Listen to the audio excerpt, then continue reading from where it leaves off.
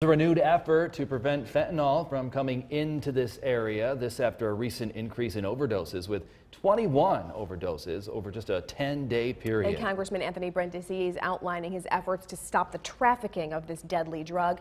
News Channel 2's Rachel Murphy spoke with the congressman and other county leaders. She's live here in the studio with more on that. Rachel, good evening.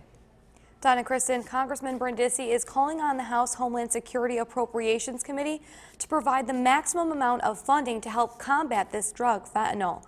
Brindisi says it's a problem that's happening here and all over the country.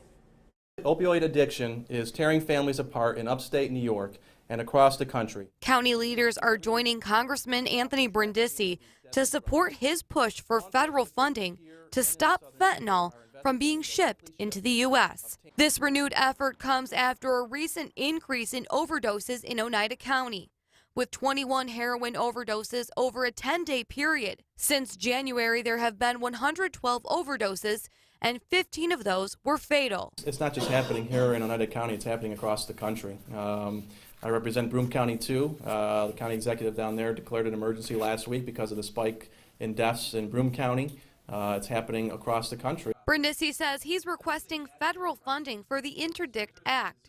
The act was passed into law last year, allowing Congress to spend $9 million to provide custom and border protection with scanning devices, as well as the personnel to prevent, detect, and prohibit fentanyl. But he says there's still more that needs to be done. Look, $9 million is a drop in the bucket compared to what we need to be spending. I think we need to go even further to beyond what we've appropriated. And as we see this happening across the country, there is a strong willingness on the part of Democrats and Republicans to get our hands around this problem, and it's going to take some funding. Oneida County Executive Anthony Pacenti says all of these overdoses stem from addiction. No one's exempt from the education here, all the way from the top all the way down into the prescribers, the pharmaceuticals, the patients, the individuals, the families, the children, everybody.